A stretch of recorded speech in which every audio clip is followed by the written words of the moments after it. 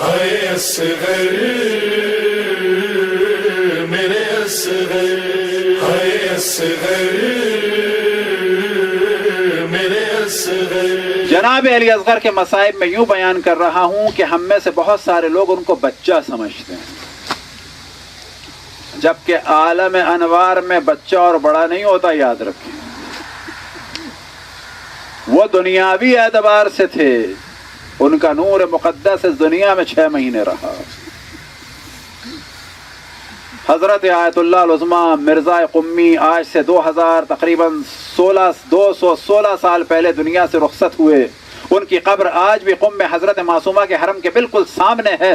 آج بھی وہاں پر بڑی تعداد میں جس کو حاجت ہوتی ہے ان کی قبر پہ جا کے قرآن پڑھتا ہے اور حاجت طلب کرتا ہے۔ لیکن وہ مرجے جب اپنے زمانے میں تھے، آپ جانتے ہیں کہ بعض دفعہ درس سے پہلے اپنے شاگردوں سے کہتے تھے کہ علی اصغر کے مصائب پڑھو۔ بعض دفعہ شاگردوں نے سوال کیا کہ بعض دفعہ کیوں آپ تاکید کر فرماتے ہیں کہ علی اصغر کے مصائب پڑھو؟ تو فرماتے ہیں کہ جب میں انتہائی شدید مشکلات میں گرفتار ہوتا ہوں تو میں توسل کرتا ہوں روح مقدس حضرت علی اصغر سے۔ شاگردوں نے سوال کیا کہ کیا وجہ ہے؟ وہ وجہ بعد میں بیان کروں، ایک واقعہ اور بیان کر کے کہ جس کے بعد ہمارا تعلق اہل بیت سے اور خصوصاً اس 6 ماہ سے بھی مضبوط ہو اور ہم توسل کریں جہاں چہاردہ معصومین سے، جہاں جناب عباس سے، تو وہاں جناب علی اصغر کو فراموش نہ کریں۔ ایک کتاب ہے حضرت آیت اللہ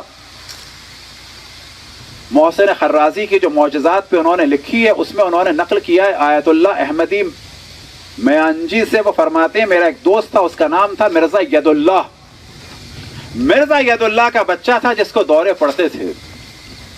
ایک دن اس بچے کے ماموں نے کہا، گر جاتا تھا، بے ہوش ہو جاتا تھا، جسم نجس ہو جاتا تھا، جسم سے نجاست خارج ہوتی تھی۔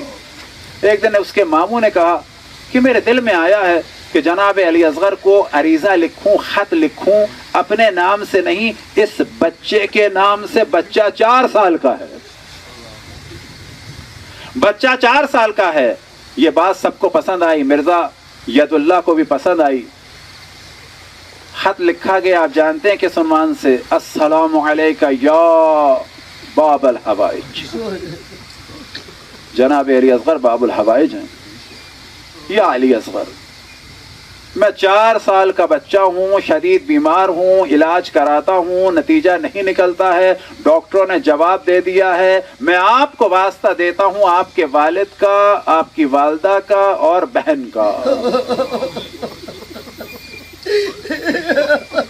کہ مجھے شفاعت عطا فرمائے، مجھے شفا عطا فرمائے۔ اب یہ عریضہ لکھا گیا، بعد میں اس بچے کی انگلی پھرا کر اس پر اس کا نام لکھ کے سائن کیا گیا اور انک لگا کے اس کی انگلی کا انگوٹھے کا نشان لگایا گیا۔ بعد میں مرزا ید اللہ کہتے ہیں کہ میرے دل میں آیا کہ اس کو رکھوں کہاں، تو دل میں آیا کہ کوئی کربلا جا رہا ہو تو وہاں بھجوا دوں۔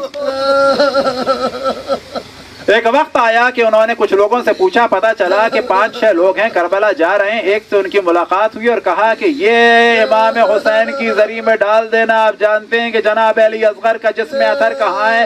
گنج شہیدہ میں نہیں ہے، امام حسین کے سینے کے ساتھ دفن ہے۔ اجرکم اللہ۔ ایک وقت آیا کہ یہ لوگ زیارت پہ چلے گئے، یہاں تک کہ ایک دن خواب میں یہ مرزا ید اللہ نے دیکھا کہ امام رضا علیہ السلام تشریف لائے اور فرما رہے ہیں۔ کون؟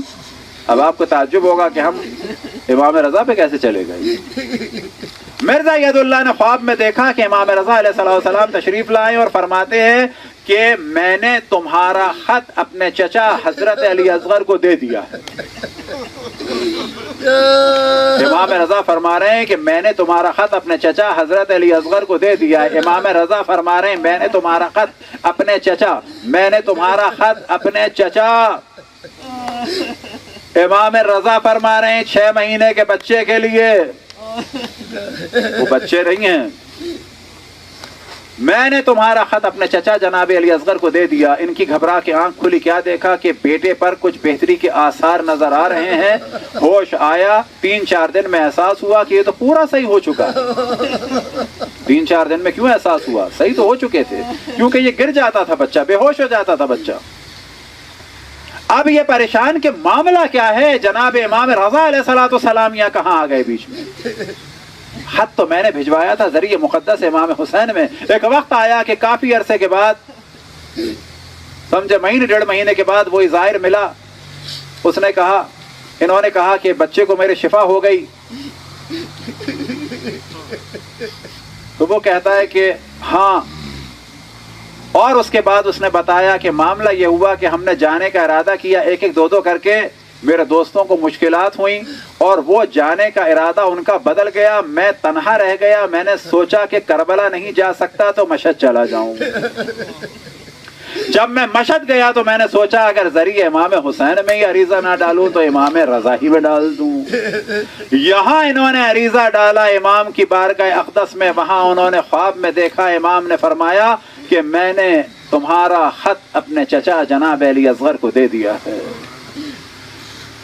اہل بیت کے گھر کے بچے بھی باب الحوائج ہیں. شرط یہ ہے کہ فقط دل صاف ہو, ان سے رابطہ ہو اور اللہ پہ توکل ہو اور ان کی مصلحت پہ یقین ہو کہ اگر توسل کا نتیجہ نکلا تو مصلحت ہے, نہ نکلا تو بھی مصلحت. اجرکم علی اللہ. اب شاگردوں نے جب سوال کیا مرزا قمی سے کہ آپ کی یہ بات تو سمجھ میں آ گئی کہ آپ مصائب پڑھواتے ہیں جناب علی اصغر کے, پھر آپ نے فرمایا کہ اس وجہ سے پڑھواتے ہیں کہ جب بہت زیادہ مصائب میں گھر جاتا ہوں تو جناب علی اصغر سے توسل کرتا ہوں. اب میں سوال ہم آپ سے یہ کرتے ہیں کہ کربلا کے اتنے شہداء ہیں, آپ جناب علی اصغر ہی سے توسل کیوں فرماتے ہیں؟ تو جناب مرزا قمی نے فرمایا یاد رکھو شہداء کربلا میں جناب علی اصغر میں ایک ایسی صفت ہے جو کسی میں نہیں.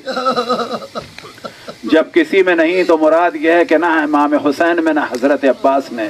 اب شاگردوں نے گھبرا کے سوال کیا کہ کون سی صفت ہے کہ جو امام حسین میں بھی نہیں؟ وہ فرماتے ہیں دیکھو کربلا کے ہر شہید نے اپنا کچھ نہ کچھ دفاع تو کیا, اپنا کچھ نہ کچھ دفاع تو کیا. یہ علی اصغر ہے کہ جو اپنا دفاع بھی نہ کر سکا, حرکت کی بھی طاقت نہیں تھی, بس مصائب ختم ہو گئے.